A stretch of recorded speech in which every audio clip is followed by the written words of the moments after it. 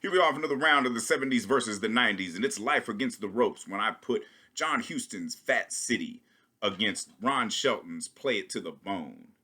And this one was a harsh one to get through. Definitely a hard decision to make because both of these movies really deal with like the depressing side of boxing and all the like hardships that come with it. So let's just dive right on into the first one. John Huston's Fat City, which stars Stacy Keach and Jeff Bridges. Jeff Bridges, of course, in the same year that he did like his first movie, The Last Picture Show, and of course Stacy Keach, who was on like a really good upward trajectory of some of the finest work he would do as an actor. There's a lot of actors like him, like Stacy Keach, Elliot Gould, and even some other ones that had like a really good run. Peter Boyle being another one that had a really great run of films in the 70s.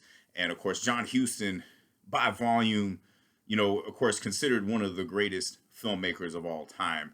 And he had a reputation for being able to make unfilmable novels into really good movies. And this is another instance where, Leonard Gardner, who wrote the book that the film is based off of, he also wrote the screenplay. And of course, John Huston, who was also a boxer in his younger days. So he clearly knows this world and he has a respect for this world, but he's not afraid to show the reality of this world. I mean, the film itself is very bleak and depressing. I mean, it opens up with the Chris Christopherson song "Help Me Make It Through the Night," and it opens with Stacy Keach just in a real dingy apartment, in his underwear, contemplating, what the fuck is he gonna do with his life, and he decides to go back to the gym to train, because he was an up and comer, real big thing in his time, but then he kind of fell out from being a boxer and stuff, so he's trying to get back on track with that. And when he's in the gym, he runs into this young guy played by Jeff Bridges, who's hasn't even stepped into the ring. He's kind of just having fun working out, trying to figure out if he's going to go that route. And they kind of strike up a friendship from there. And the film kind of intermittently tracks both of them. The main focus, though, is Stacy Keach and him trying to get back on track. He ends up striking up a doomed romance with a alcoholic broad played by Susan Terrell, who's like one of the most annoying bitches I've ever seen in a film. But she was really good at playing those sorts of parts. She also had a really great face. She could, definitely her emotions were a little animated, but she played the hell out of that part. And of course, like that's another thing, when he finally gets that shot to be, he wins one, but then he's so depressed over the chick that he just becomes an alcoholic bum. And, the movie ends with him and Jeff Bridges, because Jeff Bridges is kind of on an upward trajectory. We see them, having to do odd jobs like picking crops and stuff, being the day-to-day migrant field hands and stuff, just trying to make ends meet so they can follow their dreams of being a boxer, But of course, Jeff Bridges, he ends up, knocking up his girlfriend, so he's got more responsibilities and stuff. And, like I said, John Huston does not shy away from showing the realities of the boxing world. There's that the fight that Stacy Keach has in near the end of the film is this boxer from Mexico City, and we just see this dude just straight up pissing blood. Just like that whole thing, and he's still fighting.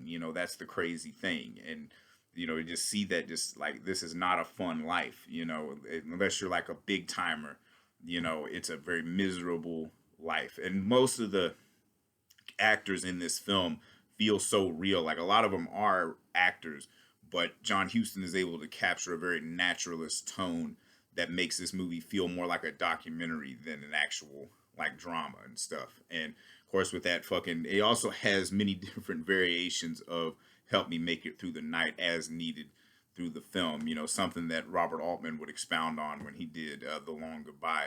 But the film itself, it ends on a down note, but like that's kind of the point of the film. It's like you have small victories, but through life you don't really get the big victory because you don't know how to handle it type shit. It is like those many films of the 70s. It kind of ends on that bleak note of like, Stacy Keach could have had it, but he can't get out of his own way. And, and who knows if even Jeff Bridges' character is going to get it, but they're going to sit in that coffee house and talk a while.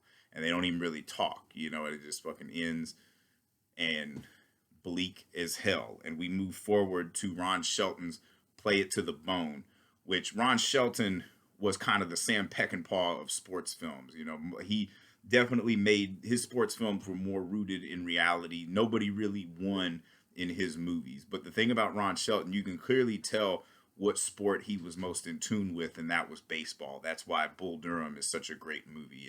And even White Men Can't Jump, which Play It to the Bone kind of feels like White Men Can't Jump, but for boxing. And here we have Woody Harrelson working with him again, and also Antonio Banderas, who plays, they're both friends in the movies. You know, they're both boxers that had their shot at one point, you know, and they were something, but now they're kind of has-beens, just training together in a Los Angeles gym.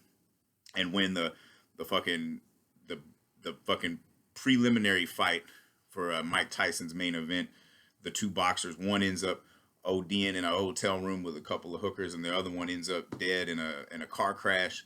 And so now Tom Sizemore and Robert Wagner, who played the boxing promoters and all that stuff for the fight, and they're trying to find somebody that they can put in a fight. So they get these two friends to fight each other, you know, and instead of flying to Vegas, they just decide to drive. They get a fucking ride from Antonio Banderas' girlfriend, really hot redhead. I forget what the hell her name was in the movie, but Lolita Davidovich or whatever. But you know, she's smoking hot, as most redheads are, and so she's driving them there. And of course, she had once had a relationship with the Woody Harrelson character, and then she also had.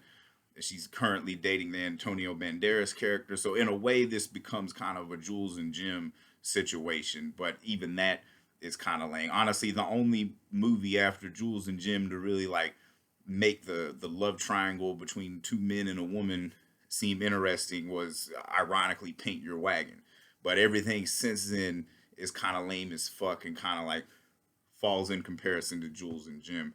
And then of course on the way there they pick up a cute little junkie tart, as Lolita Davidovich, whatever the fuck her name is, refers to her, Lucy Liu, who is wild and crazy. You see a nice scene with her and Woody Harrelson fucking in a gas station and stuff. But the film itself, like, it deals with kind of the insanity of the boxing world, and you know, just the fact that these two friends have to fight each other, and they're a little back and forth on this road trip, also trying to find each other as they try to get that, you know, one last shot. Basically, they probably will never have a shot like this again.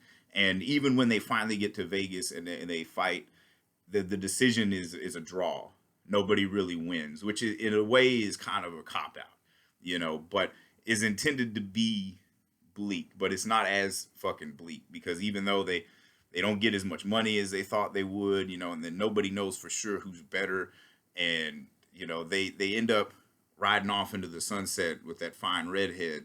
And, you know, she proclaims that she loves them both. So it's like Jules and Jim without the suicide. So like the ending itself is very mid, you know, you can see fucking Robert Wagner punch out a broad, you know, like that's fucking crazy, you know, but the movie is meant to be more like kind of over the top, you know, and it to have and the thing about it is at this point in time in Ron Shelton's career, he's able to get a lot of like actors and like other boxers to be in camp. Like George Foreman has a part in it, playing one of the commentators of the boxing match, and of course you see a bevy of actors like Kevin Costner, Wesley Snipes, and even like singers like Rod Stewart show up. And here we see Lucy Liu lifting his wallet and stuff, you know. But like I said, the film's kind of trashy and lame, and it just doesn't really do anything to like really express how fucked up the reality of boxing is, you know.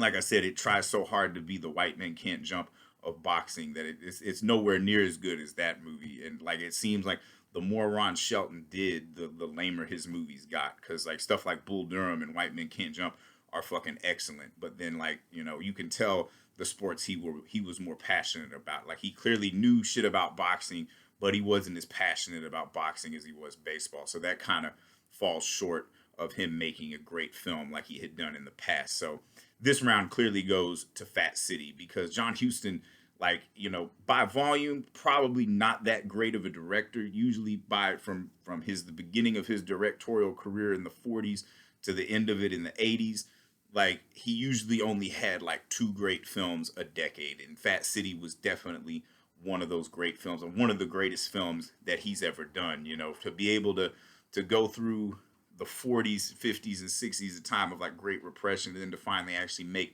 a real ass movie. Of course, like John Huston was one of those rare directors that no matter what time period he was making films, they were raw, gritty, and in your face. At least when he really gave a fuck about the material, and you can tell he gives a fuck about this material and gets the performances in Fat City are way fucking better too. Because like Stacy Keach gives one of his greatest performances, as well as like even a young Jeff Bridges who had still hadn't found his voice yet. He plays the shit out of that part, kind of as the young naive kid still trying to find his way and stuff. And then and all the side characters and stuff, like the fucking boxing trainer, like that dude.